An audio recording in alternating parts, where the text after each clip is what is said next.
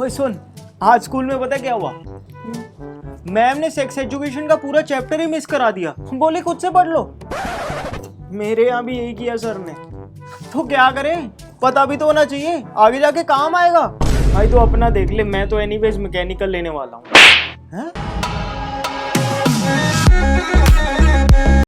In this video, we will debunk 9 common misconceptions about sex that are surprisingly still believed by a lot of people. So without any further delay, let's get started.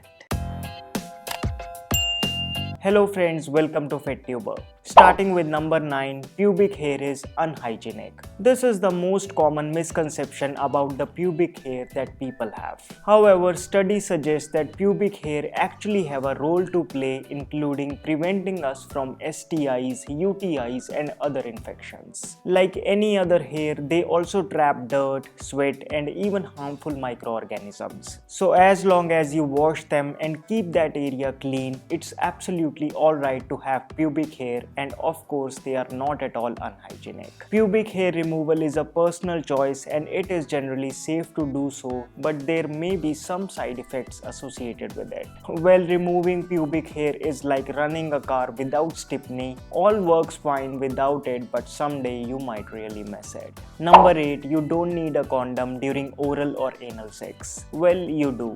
Oral sex may not pose pregnancy risks, but it's far from safe sex. You can still pass sexually transmitted infections between you and your partner. Anal sex, on the other hand, has been cited as the riskiest sexual behavior, especially for the receptive partner, by the Centers for Disease Control and Prevention, increasing the chances of getting infected by as high as 13 times. Having oral or anal sex, since there may be an exchange of bodily fluids, therefore using a condom is a wise decision. Number 7, we don't need a condom, you can take I-pill later. No doubt I-pill, if taken within 72 hours of sexual intercourse, is effective in preventing pregnancy, but note that it is not foolproof. Moreover, it is known as an emergency contraceptive pill for a reason. Medical professionals suggest that these pills are for extreme situations and strictly prohibit consuming them as a habit. Doing so, you are asking for trouble. Also, it's worth taking into account that while the I-pill does not protect you from HIV and other sexually transmitted infections, a condom does. To put it simply, not wearing a condom and taking I-pill is like not wearing a seatbelt in the car just because you have airbags. Number 6, you can get STI from a toilet seat. A common fear among people is that STIs can be passed in public places, such as through contact with toilet seats. While it is theoretically possible that some STIs could be passed from person to person via a public toilet seat, practically it's almost impossible to contract an STI from a public toilet. STIs can be caused by viruses, bacteria and parasites. These organisms can't live or thrive on hard surfaces, including toilet seats. All STIs can be transmitted through various forms of sexual activity, including skin-to-skin contact, genital-to-genital contact, or oral-to-genital contact. That said, it's still always a good idea to clean or cover a public toilet seat before sitting on one. Number 5, 2 condoms double up the protection. Just how wearing 2 helmets isn't a great idea, using 2 condoms is not recommended. Sometimes less is more, and when it comes to condoms, it's definitely true. Placing the second condom over the first one will only cause more friction and more tension. This rather increases the chances of tearing off the condom. Also, using 2 will cause the condoms not to fit correctly on the penis, leading to the chances of leakage. Fit is what matters the most, and 2 condoms one over the other definitely lead to a misfit. So it's advisable to use only 1 condom, properly wearing it. Ensure that there is no air bubble formed by pinching the top as you roll it down. Following the do's and don'ts as suggested by experts reduces the chances of condom breakage to almost nil. Number 4, I am a virgin, so my hymen must be intact. No, not necessarily. Some women will bleed after having sex for the first time while others will not. And it doesn't tell a thing. The hymen can also stretch or tear quite easily before a woman has sex for the first time through rigorous exercise, using tampons, or even masturbation. It's also worth noting that you can break your hymen without even knowing it. So don't panic if you didn't bleed during your first sexual intercourse. There is nothing to worry about. And for men, it's wise not to judge your partner if she didn't bleed on the first night. Certainly, sexual intercourse should be about acceptance, not inspection. Number 3. You don't need a condom if you are on a period. Oh, you do.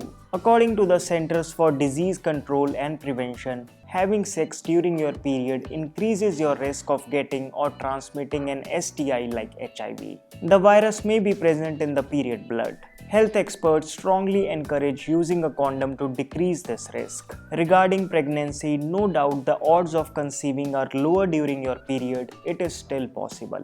Similarly, to think that it's okay to have unprotected sex on a safe day can put you in a mess. Of course, there are times in the menstrual cycle when a woman is least likely to conceive, but there are absolutely no safe days. Also, if you are suffering from PCOD, you still can get pregnant. In PCOD, the hormonal imbalance interferes with the growth and release of eggs from the ovaries, but you still ovulate. So experts advise using contraception and staying safe.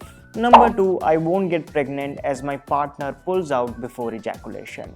Well, it's risky. The withdrawal method for birth control requires tremendous self-control. Even then, it isn't an effective form of birth control. Remember, sperms are excellent swimmers. Sperm may enter the vagina if withdrawal isn't properly timed or if pre-ejaculation fluid contains sperm. And it just requires one sperm to fertilize the egg. They are really small, and once entered, it can stay within a woman's body for as long as 5 days. So be careful. More importantly, the withdrawal method doesn't offer protection from sexually transmitted infections. Sexologists recommend following certain precautions if you want to stick to the pulling out method. Finally, at number 1, washing the vagina or peeing after sex prevents pregnancy. Peeing after sex is a good practice as it does help preventing UTI infections. But to expect not to get pregnant is like asking for salt at a sweet shop. That's because the urethra and vagina are separate parts of the female anatomy.